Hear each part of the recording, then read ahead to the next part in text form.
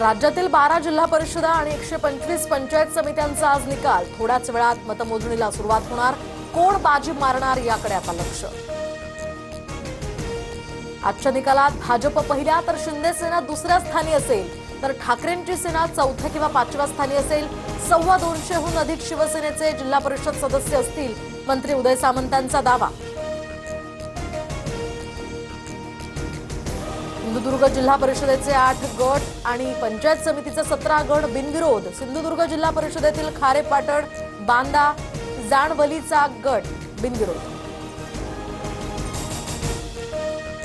पुणे महापालिकेच्या महापौर आणि उपमहापौर पदाची आज निवडणूक। भाजपकडून मंजुषा नागपुरे महापौर पदाच्या उमेदवार, तर शुक्रवारी स्थायीसह इतर समित्यांवरील सदस्यांची नियुक्ती होणार।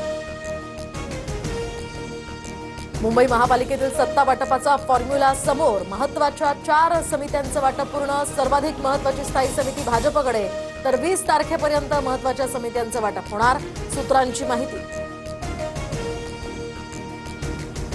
फडणवीसांच्या मंत्रिमंडळामध्ये भंपक आणि टाकाऊ लोक। निधीच्या मुद्द्यावरून सामना अग्रलेखातनं नितेश राणेंवर टीका।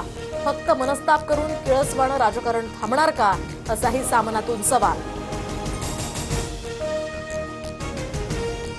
सोलापुरात ईव्हीएम ढाब्यावर आढळल्याप्रकरणी वाहन चालकावर गुन्हा दाखल। परवानगीशिवाय ईव्हीएम स्ट्रॉंग रूम बाहेर नेल्यानं कारवाई।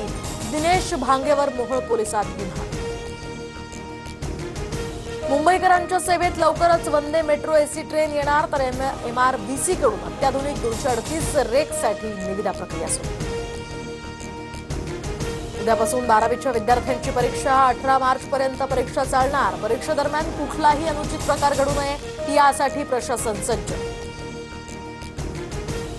कोकणचं श्रद्धास्थान असलेल्या अंगणेवाडीमध्ये आजपासून भराडी देवीचा वार्षिक जत्रोत्सव। दर्शनासाठी हजारो भाविक कोकणात दाखल।